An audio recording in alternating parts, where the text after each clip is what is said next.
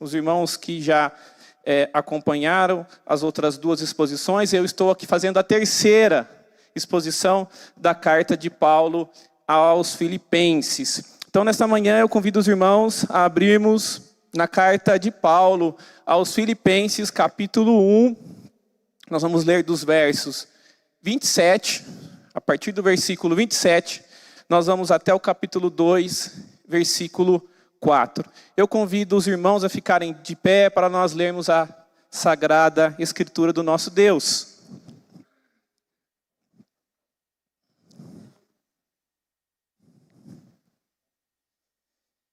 Façam aí como os bereianos, né? Leiam e acompanhem comigo a leitura das Sagradas Escrituras para ver se confere o que eu estou falando com o que vocês estão lendo, né?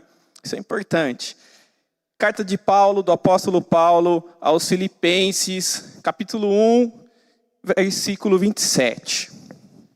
Vivei, acima de tudo, por modo digno do Evangelho de Cristo, para que, ou indo ver-vos, ou estando ausente, ouça no tocante a vós outros, que estáis firmes em um só espírito, como uma só alma, lutando juntos pela fé evangélica. E que nada estáis intimidados pelos adversários, pois o que é para eles prova evidente de perdição, é para vós outros de salvação. E isso da parte de Deus, porque vos foi concedida a graça de padecerdes por Cristo, e não somente de crerdes nele, pois tendes o mesmo combate que vistes em mim, e ainda agora ouvis o que é meu.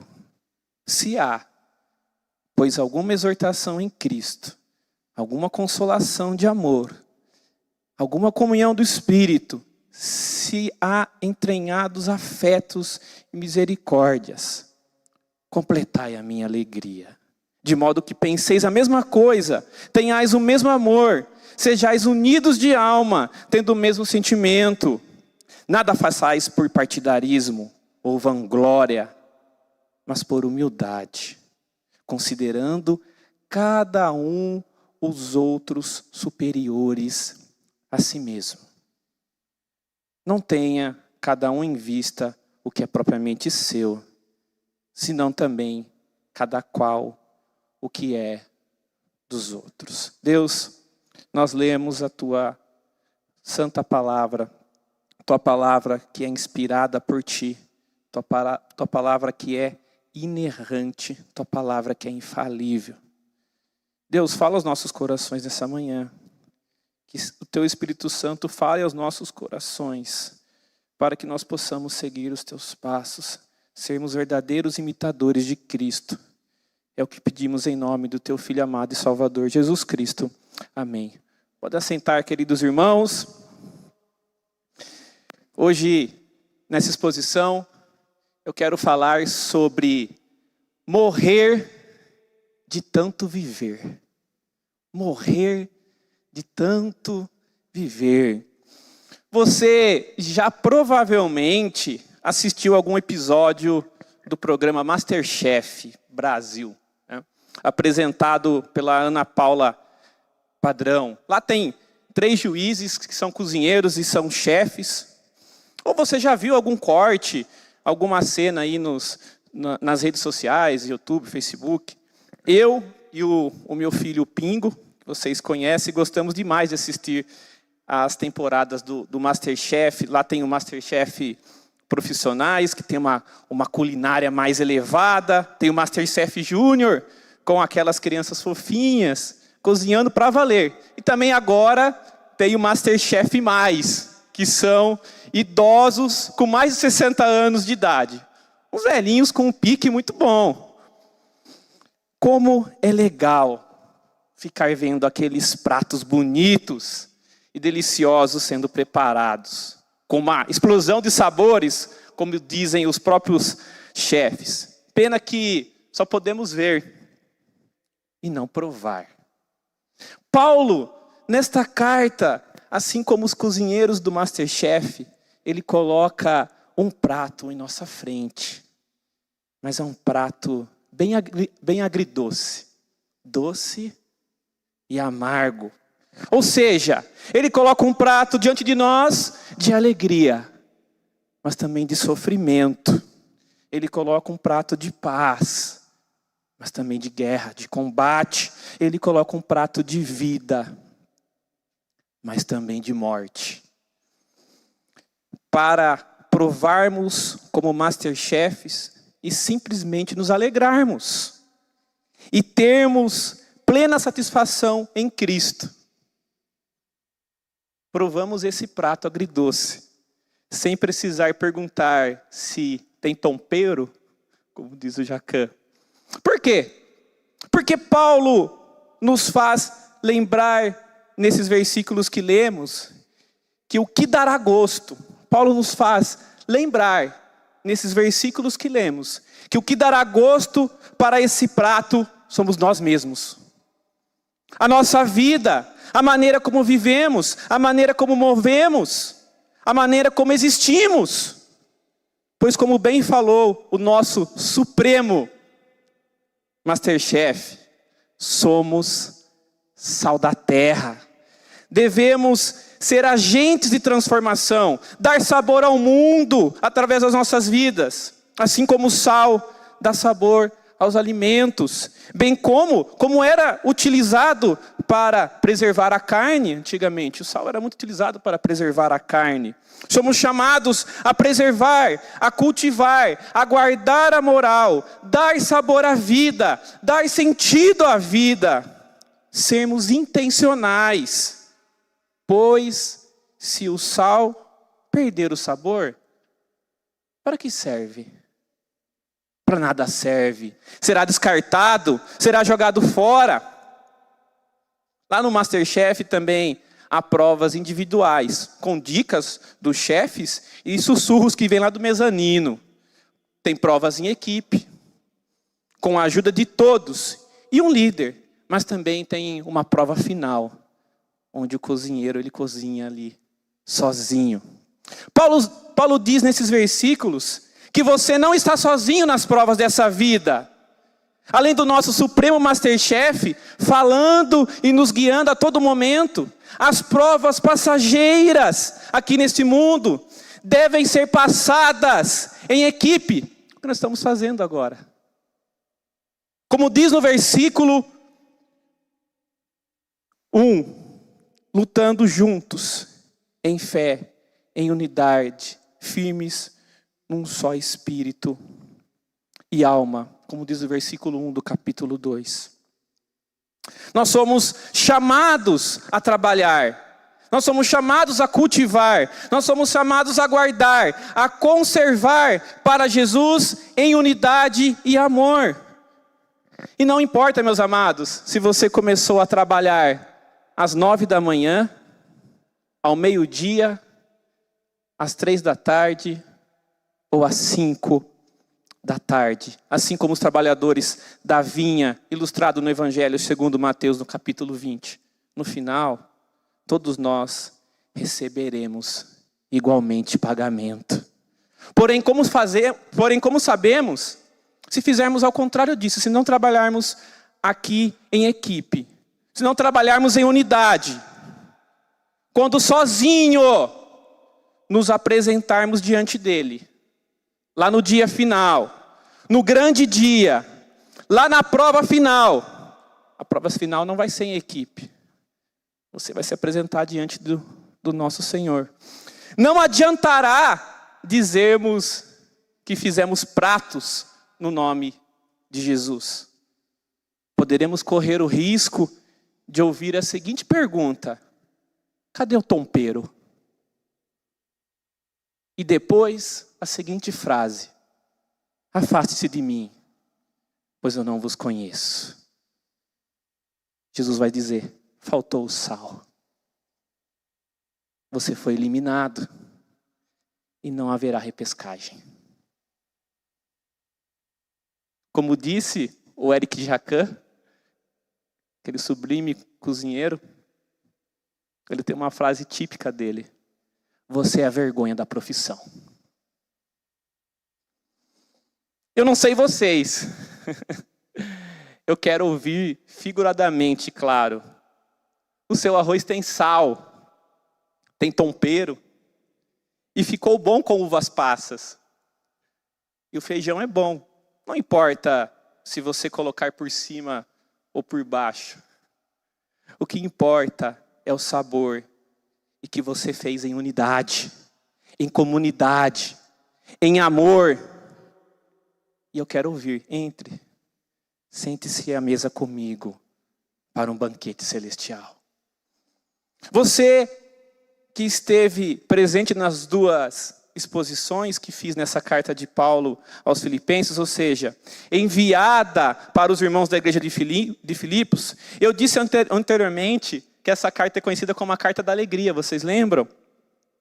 Fizemos a exposição do capítulo 1, dos versos de 1 a 11, onde falamos sobre a verdadeira alegria, a boa obra, o amor para conhecer e o dia de Cristo. E depois, a exposição do capítulo 1, dos versos 12 a 26, nós falamos sobre a arte de perceber os propósitos de Deus trabalhando através dos nossos problemas e dificuldades. Se você perdeu essas pregações, elas estão salvas no nosso YouTube e Facebook da igreja. Confiram lá depois, porque eu falei sobre isso. Mas hoje nós vamos refletir. Morrer de tanto viver. Essa é uma daquelas cartas da prisão de Paulo, que tem um gosto agridoce e aparentemente contraditório. Doce. É doce como o manjar turco das Crônicas de Nárnia de C.S. Lewis. Por que doce? Porque Paulo está falando de alegria. Ele pede para que sejamos alegres no Senhor. E ele diz isso redundantemente, como de costume de Paulo. No capítulo 4, no versículo 4 dessa carta, ele diz: alegrai-vos sempre no Senhor. Outra vez digo, alegrai-vos. É uma doce alegria. Mas também é amarga. É amarga como agrião. Porque essa carta também fala da morte. Paulo chega a dizer no capítulo 1, olhem um pouquinho antes aí no capítulo 1, no verso 21, que o morrer é lucro, pois morrendo ele estaria com Cristo. Esse era o seu desejo, estar logo com seu Senhor e se livrar dos sofrimentos dessa vida. Mas também ele disse que o viver é Cristo, para continuar vivo, pois continuar vivo era uma forma do evangelho avançar e de fortalecer seus irmãos em Cristo, como aqueles da igreja de Filipos. E por que também essa carta da alegria, ela parece contraditória? Porque ele escreve essa carta, conhecida como a carta da alegria, de um local hostil e tenebroso, de uma prisão. Paulo está preso e mesmo assim não está tão preocupado com a sua prisão. Não está preocupado com você ou com ele mesmo. Mas sim, ele está preocupado com seus irmãos em Cristo, com a igreja de Cristo lá em Filipos. Meus irmãos, como alguém está preso na terrível situação que ele estava, mesmo assim ele está falando de alegria. O que faz Paulo ser assim e escrever dessa maneira? O que faz Paulo ter essa convicção de alegria, mesmo durante o sofrimento? Como pode alguém estar num sofrimento profundo, num calabouço, numa prisão, além de não estar pensando em si, está pensando no outro? Não está pensando somente nos seus sofrimentos, mas está pensando no outro. Como alguém pode estar num local tão tenebroso e estar falando de alegria? Contraditório, não é? Para você que já viu as outras duas pregações, para você relembrar, para você que está hoje saber, Filipos era uma cidade da antiga Macedônia, ali na região da Trácia, que se tornou o distrito colônia de Roma. Filipos era uma cidade importante do Império Romano. Ela era conhecida como a Pequena Roma, tão importante. Paulo ele foi para Filipos na sua segunda viagem missionária. Ali ele plantou sua primeira igreja em solo europeu, quando ele chega em Filipos. Ele chega em Filipos juntamente com seu pupilo, o amado Timóteo. Nós podemos ver essa cena lá em Atos capítulo 16. Paulo escreve essa carta aproximadamente 61 depois de Cristo. Alguns dizem que pode ser uma junção de duas cartas. Ele escreveu de sua prisão em Roma. Paulo está escrevendo para a igreja de Filipos, preso lá em Roma. E por que, então, morrer de tanto viver? Reparem, repito aqui para vocês o antecedente do verso 21, desse mesmo capítulo. Paulo diz: porquanto para mim o viver é Cristo, e o morrer é lucro. E como vimos agora, a morte parecia uma boa opção para ele. Por que a morte parecia uma boa opção para Paulo? Porque ele ia encontrar com seu amado Jesus. Nas palavras dele, seria incomparavelmente melhor a morte. Porque ele iria encontrar com Cristo. Mas, pensando no outro, pensando naqueles irmãos, ele prefere viver. E esse viver acima de tudo, acima de si mesmo, acima dos irmãos, ele está preocupado com o progresso da fé. Vejam no final do versículo 25. Ele está preocupado com o progresso da fé, com o avanço do evangelho. Paulo vivendo, ele sabia que o evangelho iria avançar mais, iria progredir mais. Ele ia conseguir fortalecer mais os seus irmãos. Paulo não foi egoísta, porque se ele quisesse morrer, ele ia ser incomparavelmente bem melhor para ele, porque ele iria estar com Jesus. Mas ele disse: não, eu estou pensando no outro, estou pensando em unidade, estou pensando em comunidade, estou pensando em amor. Eu vou pensar um pouco menos em mim e vou pensar no outro. Com isso, vou fortalecer os meus irmãos e a igreja de Cristo vai crescer. Como ele disse, era necessário viver. Vejam no início do nosso texto, no versículo 27. Ele disse, então, no 21, que era necessário ele continuar vivo. Agora, no 27, ele vai dizer, então, se é necessário continuar vivo, como devemos viver? Ele já começa no 27, como? Vivei. E essa palavra vivei, meus amados irmãos, ela está no imperativo. É como se eu dissesse, vá lá e pregue. É uma ordem. É um imperativo de viver, indicando uma ordem, indicando um comando, ou seja, instruindo as pessoas a viver de determinada maneira. O apóstolo Paulo estava incentivando os filipenses a viver de acordo com o evangelho de Cristo. E esse viver, ao mesmo tempo que é realmente um convite para a vida, é um convite também para a morte. É por isso que é agridoce. Paulo te convida para viver e também para morrer. Aí está a apresentação, o prato de entrada agridoce do apóstolo Paulo. Mas que morte é essa? Se ele está falando de vida. Sim, é um morrer de tanto viver. Veja, ele não diz só vivei. Ele diz vivei acima de tudo. No versículo 27. Vivei acima de tudo. Sabe o que Paulo está dizendo, meus amados irmãos? Viva acima do seu próprio eu.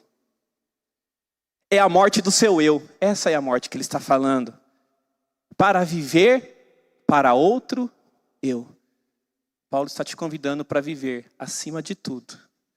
Paulo está te convidando para morrer.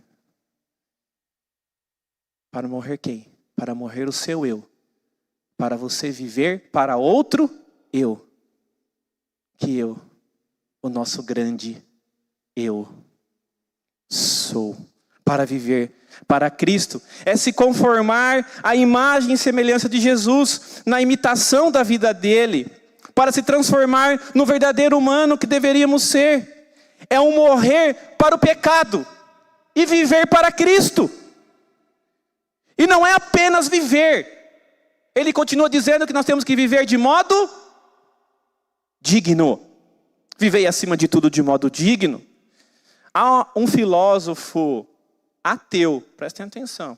Ateu, aquele que não acredita na existência de Deus. Há um filósofo ateu, evolucionista. Olha o que ele diz. Se Deus existe, existe uma maneira certa de se viver. Portanto, não podemos viver de qualquer maneira. Filósofo ateu. Se Deus existe, existe uma maneira certa de se viver. Ou seja, Paulo está dizendo que nós temos que viver de modo digno e não permitir que nada na conduta de vocês a desabone. A conduta de vocês deve ser a mesma, estando eu aí, ou seja, Paulo está falando, olha Filipos, irmãos de Filipos, a conduta de vocês deve ser a mesma, estando eu aí ou não, ou em cadeias como eu estou agora. Não seja duas pessoas, não tenha duas personalidades, mas imitem e vivam como Cristo. E ele disse para ser firmes. Sejam firmes. Paulo pede para que eles permaneçam unidos. Quando Paulo está dizendo, sejam firmes, ele está dizendo, permaneçam unidos. E ele fala para permanecer unidos como? Em um só Espírito. No verso 27. Em uma só alma. Ou seja, Paulo está dizendo, vivam com uma única forma de pensar, lutando juntos. E ele fala, lutando juntos pela fé, esforçando-se para levar o povo a confiar na mensagem, nas boas notícias, nas boas novas, no Evangelho de Cristo. E olha o que ele vai dizer, no verso 28, sem se deixar intimidar.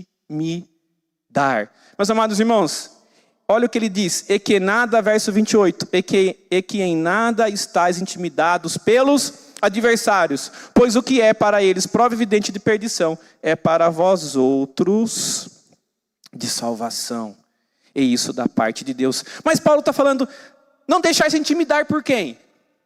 Se intimidar pelos nossos adversários, pelos nossos opositores. Meus amados, Deus não tem adversário. Eu já disse aqui na escola bíblica semana passada.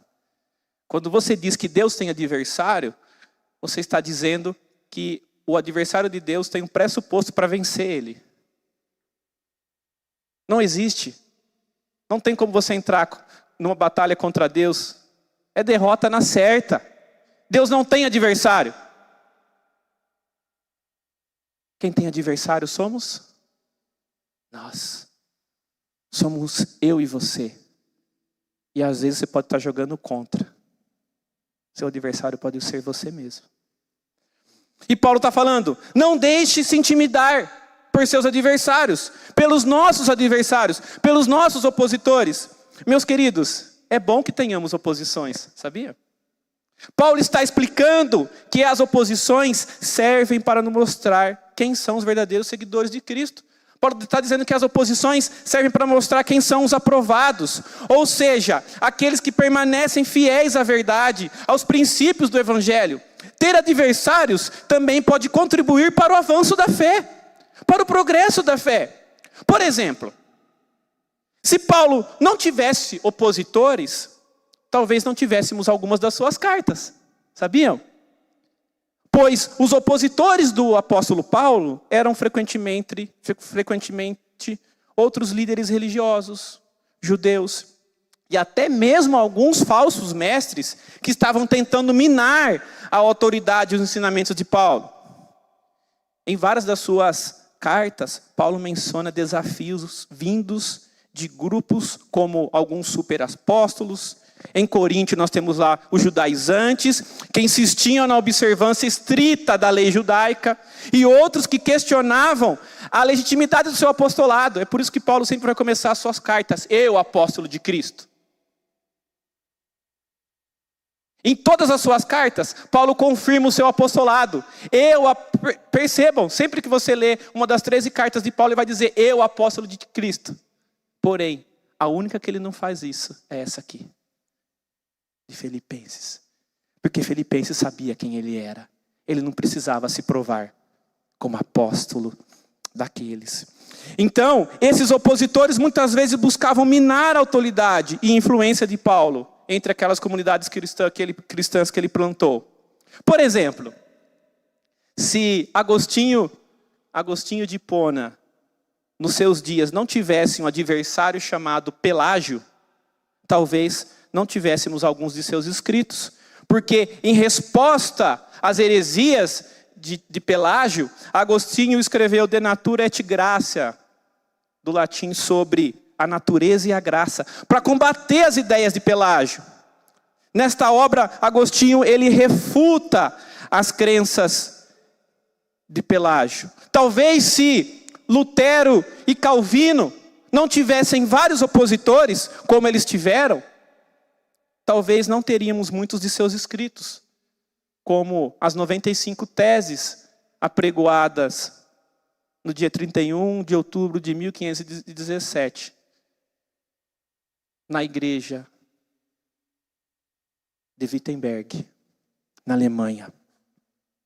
Talvez não tivéssemos as institutas da religião cristã, as institutas de Calvino, um dos seus escritos mais importantes, onde ele responde aos seus adversários. A história da igreja demonstra que ter oposições, que ter adversários, podem contribuir para o avanço do evangelho. Esses homens, meus amados irmãos, esses homens tinham suas divergências. Mas sabem o que esses homens tinham em comum? Paulo, Agostinho, Lutero, Calvino, eles eram homens de oração. Eram homens que viviam acima de tudo, de modo digno do evangelho. E como o apóstolo fala neste versículo 28, não deixavam ser intimidados por seus adversários. Paulo estava falando para os irmãos de Filipos, e ele fala para nós hoje, que a coragem e a unidade de vocês mostrarão aos seus opositores o que virá pela frente. Sabe o que vai vir para os nossos adversários e opositores? Derrota para eles e vitória para nós. E tudo isso, Paulo fala, por causa de Deus. Então, não deixem ser intimidados. Vocês lembram do antigo jargão? Não demonstre medo ao cachorro? O que dizem ainda hoje? Que quando demonstramos medo a um cachorro, ele nos ataca. Então não demonstre medo ao seu adversário, senão ele vai te atacar. No versículo 29, Paulo diz que foi-nos concedida a graça de padecerdes por Cristo, e não somente de crer nele. Paulo está dizendo que é um privilégio sofrer por Cristo, e não só crer nele. Meus irmãos, nessa nossa vida, a confiança em Cristo não é a única coisa que temos. Há também um sofrimento por ele, que é um dom, assim como a confiança nele. No verso 30, Paulo diz, pois tendo o mesmo combate que vistes em mim, e ainda agora ouvis, que é o meu. Paulo está dizendo assim, na versão NVT, que é a nova versão transformadora, Paulo está dizendo assim, estamos juntos nessa luta, você não está sozinho. A versão também, a mensagem, diz que vocês estão envolvidos na mesma luta que me viram enfrentar. E agora vocês estão percebendo nessa carta informações detalhadas e atualizadas. Informações sobre o bom combate de Paulo, sobre as suas lutas, sobre os seus sofrimentos. Paulo está compartilhando as suas lutas e os seus sofrimentos com aqueles irmãos. Está dizendo que isso é um privilégio. Não só crer nesse Jesus, mas sofrer com ele. No verso 1 do capítulo 2, se há, pois, alguma exortação em Cristo, alguma consolação de amor, alguma comunhão do Espírito, se há entranhados afetos e misericórdias. Paulo está dizendo, se vocês receberam algo bom por seguir a Cristo, se o amor dele fez alguma diferença na vida de vocês, se estar numa comunidade do Espírito, como nós estamos agora, significa algo para vocês, se vocês têm um coração, se vocês se importam um com os outros, Paulo está dizendo, façam-me um favor, concordem um com o outro, amem um ao outro, sejam amigos de verdade. Ele continua no verso 2, completai a minha alegria, de modo que penseis a mesma coisa, tenhais o mesmo amor, sejam unidos de alma, tendo o mesmo sentimento. Meus amados irmãos, a nossa alegria se completa na alegria do outro. Dor repartida é dor diminuída. Alegria compartilhada é alegria aumentada. A alegria se completa no outro. Quem dá risada sozinho? É louco. Por quê? Há um riso no riso do outro. No sorriso do outro, na alegria do outro. Nosso próprio Mestre e Salvador Jesus disse lá em João capítulo 15, versos 11 e 12. Tenho-lhes dito essas palavras, para que a minha alegria esteja em vocês e a alegria de vocês seja completa. O meu mandamento é este. Amem-se uns aos outros, como eu os amei. E Paulo fala de um mesmo amor, não um amor divergente. Amem-se mutuamente uns aos outros, unidos de alma, trabalhando juntos, no mesmo sentimento, ele diz, no final do verso 2. Ou seja, no mesmo propósito, no avanço do Evangelho. E agora, nos 2 últimos versículos de nossa exposição de hoje, Paulo continua pedindo para provarmos do prato agridoce. Qual é o nome do nosso prato? Morrer de tanto viver. E vai tocar em 2 pontos que sempre estão batendo na porta do nosso coração, pedindo para entrar e causar lá dentro um estrago. O partidarismo e a vanglória. Paulo quer falar algo agora ao nosso ego. Agora o apóstolo coloca sobre a mesa o prato principal. Não sejam egoístas.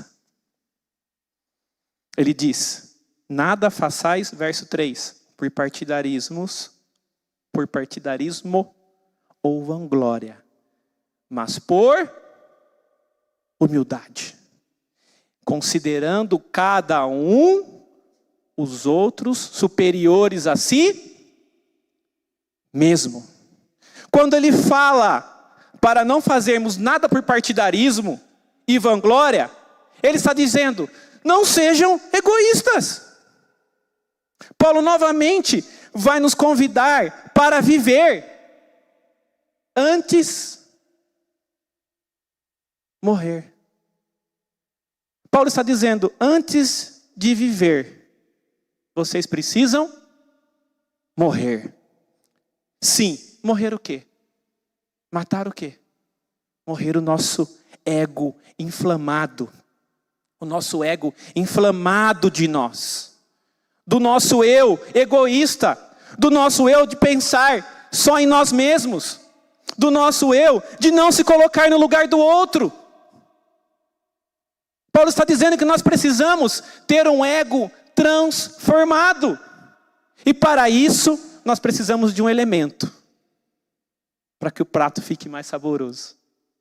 A humildade. Ele fala por humildade. E essa humildade, ele diz que brota. Você pode colher ela no Evangelho. Tem um livro, bem curtinho, que eu já indiquei para vocês a leitura dele aqui várias vezes, diversas vezes eu já disse sobre esse livro. Dá para ler numa sentada, acho que tem 40 páginas lá, mas ele é pequenininho assim. Que é do nosso querido Em Memória Tim Keller. Que justamente esse livro tem o título Ego Transformado. Esse livro chama Ego Transformado, do Tim Keller. Anotem aí se você tiver a oportunidade de ler esse livro, por favor. Tim Keller diz que, olha o que Tim Keller diz, que a essência da humildade resultante do Evangelho não é pensar em mim mesmo como se eu fosse mais. Tim Keller fala que a essência da humildade não é pensar em mim mesmo como se eu fosse mais. E nem pensar em mim mesmo como se eu fosse menos. Ele diz que a essência da humildade é pensar menos em si mesmo. Tim Keller, traduzindo o que Tim Keller diz. E o que Paulo também diz. Não é pensar mais do que eu sou. E também não é pensar menos de mim. Não é não pensar em mim. É eu pensar um pouco menos em mim. Para eu poder pensar no outro. Tim Keller está dizendo que a humildade verdadeira que brota do Evangelho significa ter um ego satisfeito, não um ego inflamado. Ele continua dizendo que a pessoa verdadeiramente humilde não é aquela que se odeia ou se ama. Amor e ódio são sentimentos bem próximos, amados irmãos. A pessoa, então, humilde, não é aquela que se odeia, que não quer saber de si. Ou se ama, que se ama muito. E sim, a que tem a humildade do Evangelho. Repito, meus irmãos. Não é deixar de pensar em mim. Não é deixar de pensar em si. Devemos nos amar, sim. Nós devemos nos amar. Mas o amor próprio exagerado, que a sociedade tem apresentado para nós, pode se tornar uma idolatria. Idolatria de mim mesmo. E esquecer do outro. Não é pensar em mim mesmo como se eu fosse mais do que sou. Nem pensar em mim mesmo como se eu fosse menos do que sou. É pensar um pouquinho menos em mim, para eu poder pensar no outro. Esse partidarismo e vanglória, Paulo está nos dizendo, não joguem sujo. Não bajulem ninguém só para conseguir o que desejam. Ponham o interesse próprio de lado e ajudem os outros em sua jornada. Morrer de tanto viver é a morte do meu ego inflamado, para nascer um ego transformado, onde eu não pense em mim, mas eu também pense no outro. Minha primeira aplicação para nós encerrarmos. Sabe, meus amados irmãos, não caiam no jargão. O que importa é ser feliz. Mesmo que isso custe a infelicidade do outro, a alegria do outro. É isso que a sociedade tem dito para nós. O que importa é ser feliz, não importa se o outro vai ser infeliz. O cristão precisa ter um senso do dever. Ou seja, eu devo fazer isso porque é isso que Cristo faria. Meus amados irmãos, diante de algumas situações, ou de todas as situações, pergunte para você, o que Jesus faria? Sabe por quê? Porque em alguns momentos de nossa vida, estaremos diante de uma bifurcação. Em alguns momentos, presta atenção, de nossa vida nós vamos estar diante de uma bifurcação. Diante de duas estradas, em que estará escrito em uma, dever, e na outra, seja feliz. Qual você vai escolher? O dever? Ou ser feliz? Uma pode ser mais longa, estreita e demorada. Mas, no final, como o apóstolo Paulo disse, a alegria vai ser completa e infinita. A outra pode ser rápida e curta, mas momentânea e finita. Meus amados irmãos, vai chegar em algum momento na sua vida, em alguma situação, que você vai ter que escolher entre o dever e ser feliz. Qual escolha você fará? Quero lembrar vocês de uma coisa.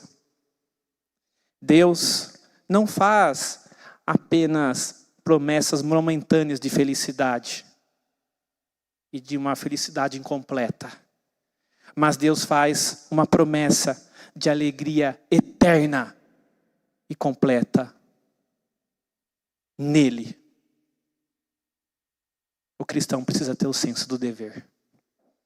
Por fim, nosso verso 4 diz: não tenha cada um em vista o que é propriamente seu, senão também cada qual o que é dos outros.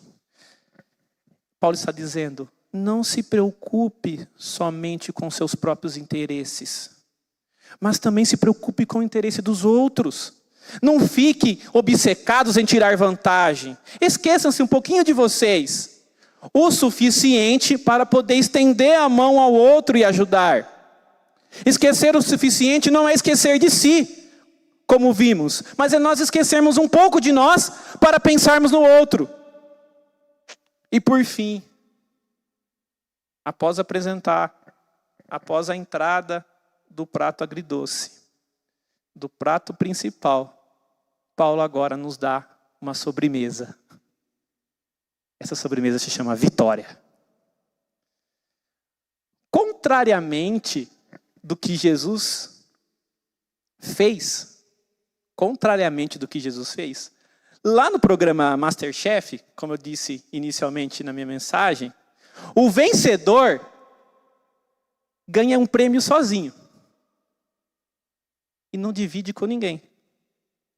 E ele também ganha um lindo troféu lá escrito M de MasterChef. Mas nós podemos vencer a prova final somente porque um dia Jesus venceu sozinho. Jesus venceu solitário, uma única e cabal prova final.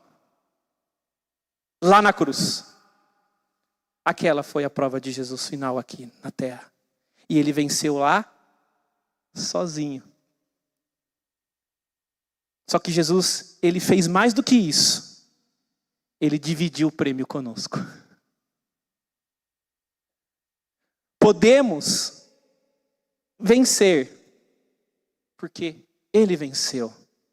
Nós somos mais que vencedores, porque ele é o grande vencedor. Nosso supremo MasterChef diz em Apocalipse 3, 21 e 22. Ao vencedor darei o direito de sentar-se comigo em meu trono, assim como eu também venci e sentei-me com meu Pai em seu trono. Aquele que tem ouvidos, ouça o que o Espírito diz às igrejas. Haja vista tudo que nós vimos nessa manhã. Finalizo com 3 aplicações para a nossa vida. Buscamos viver de maneira digna do Evangelho em todas as áreas da nossa vida, agindo de acordo com os princípios e valores ensinados por Ele, tanto em público quanto no privado. 2. Evitamos agir por motivos egoístas ou buscar um reconhecimento exagerado, priorizando o nosso próprio bem-estar e esquecendo da edificação dos outros. Nós precisamos demonstrar com humildade e com consideração as nossas atitudes para com os outros. E 3, devemos cultivar em nós mesmos o mesmo amor, a unidade e o espírito de serviço exemplificados por Cristo. Buscar promover uma harmonia e a cooperação entre os irmãos da fé, contribuindo para uma edificação mútua e glorificação de Deus. Nós devemos morrer de tanto viver.